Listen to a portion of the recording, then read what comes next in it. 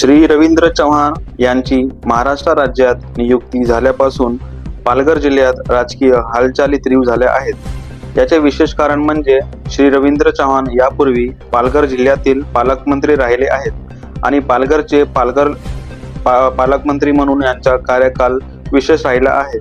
श्री रवींद्र चव्हाण यांनी जिल्ह्यात अनेक नवीन योजना आणि प्रकल्प सुरू केले होते, ज्यामध्ये एक विशेष प्रकल्प विशेष कार्यक्रम जनता दरबार आजही सुरू आहे आणि आजही त्यांना यासाठी आठवले जाते। पालघर जिल्ह्यातील राजकीय घडामोडीबद्दल माहिती देण्यासाठी आज मी तुम्हाला श्री प्रशांत पाटील यांच्याशी घेऊन जातो। श्री प्रशांत पाटील हे पालघर जिल्ह्यातील ओबीसीचा एक मोठा चेहरा आणि ओबीसी समाजाचे एक मोठे नेते आहेत आणि हे भारतीय जनता पक्षाचे पदाधिकारी आहेत। नवीन राजकीय घडामोडीबद्दल श्री प्रशांत पाटील यांचे काय म्हणणे आहे हे आपण जाणून घेण्याचा प्रयत्न करू आणि येणाऱ्या काळात प्रदेशाध्यक्ष श्री रवींद्र चव्हाण यांच्याकडून त्यांना काय अपेक्षा आहेत आणि श्री रवींद्र चव्हाणजींच्या आगामी कार्यकाळात त्यांना कोणत्या शक्यता दिसतात। धन्यवाद। नमस्कार। महाराष्ट्र तकच्या सर्व जी काही व्ह्युअर्स आहेत त्यांना सर्वप्रथम नमस्कार करतो आणि सर्वांना ह्या पर्वामध्ये आपण सर्वजण सामील झाला त्याबद्दल धन्यवाद देतो। खरं म्हणजे रवींद्र चव्हाण हे आमचे पालकमंत्री होते। खरं म्हणजे या जिल्ह्याचे पालक हे रवींद्र चव्हाण आहेत आणि ज्यावेळी ते महाराष्ट्र प्रदेश अध्यक्ष झाले भारतीय जनता पार्टीचे, त्यावेळी एक उत्साहाची लाटच या पालघर जिल्ह्यामध्ये आहे। मी ओबीसी समाजाचं प्रतिनिधित्व इकडे करतो, मी ओबीसी समाजाचे प्रश्न सोडवण्याचं काम या इकडे करतो आणि त्यामध्ये श्री रवींद्र चव्हाण यांनी जो सिंहाचा वाटा या इकडे उचललेला आहे त्याबद्दल काही सांगणं, काही बोलणं हे क्रमपात्र होतं।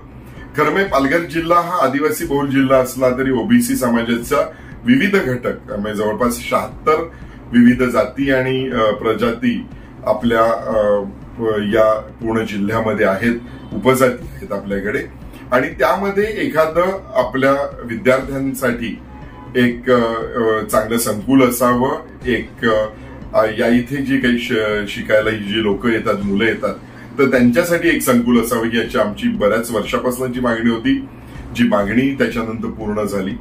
ओबीसी वर्गाला आज अत्यंत मोठा दिलासा असा झालेला आहे की जी काही आता जनगणना होते ती जातनिहाय जनगणना होते, त्यामुळे आम्ही नक्की किती म्हणजे आम्ही नेहमी सांगतो की आम्ही काउंटमध्ये आहोत पण आम्ही अकाउंटमध्ये नाहीये, तर कदाचित आम्ही आता अकाउंटमध्ये सुद्धा येऊ अशी भारतीय जनता पार्टीने ओबीसी समाजावर केलेली बरीच कामं या इकडे आहेत। विशेष म्हणजे तुम्ही लक्षात घ्या, आदिवासी जे गरीब लोक आहेत, जे आर्थिक दुर्बल आहेत, त्यांना जशी घरकुलं मिळतात त्याप्रमाणे आता ओबीसी समाजातल्या सुद्धा आर्थिक दुर्बल घटकांना सक्षमीकरणाचे काम हे सरकार करतंय आणि रवींद्र चव्हाण आपल्या या महाराष्ट्र प्रदेशाचे अध्यक्ष झाल्यानंतर अत्यंत आनंदात आहेच, परंतु तेवढेच आमची बरीच कामं साहेबांच्या माध्यमातून होतील असा प्रचंड विश्वास सुद्धा आमच्याकडे। पालघरचे ज्यावेळी पालकमंत्री होते म्हणजे त्यांच्या दोन्ही कालावधीमध्ये तुम्ही जर बघितलं असेल तर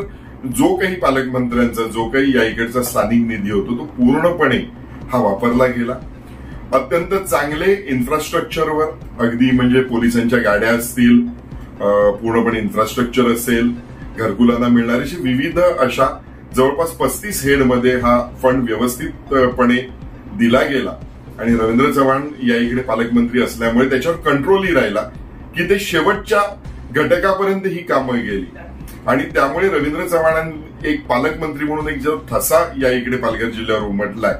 आता पूर्ण महाराष्ट्रात जे जिकडे जिकडे आम्हाला कुठेही मोठे जर आपण बघितलं, इकडे वाढवण प्रकल्प आहे, इकडनं वडोदरा एक्सप्रेस आहे, इतके मोठमोठे प्रकल्प आहे इकडे स्थानिकांसाठी जे काही करायचं असेल त्यामध्ये रवींद्र चव्हाणांचा रोल हा सर्वात महत्वाचा असतो आणि ते स्थानिकांच्या बाजूने नेहमी उभे राहतात।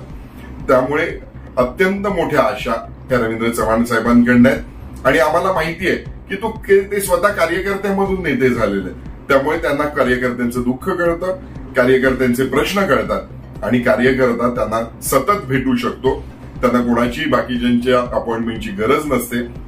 रवींद्र चव्हाणांना डायरेक्ट कार्यकर्ता भेटू शकतो आणि कार्यकर्ता एकमेकांचं जे मिलन आहे ते या दृष्टीने मला वाटतं महाराष्ट्र प्रदेशात होईल।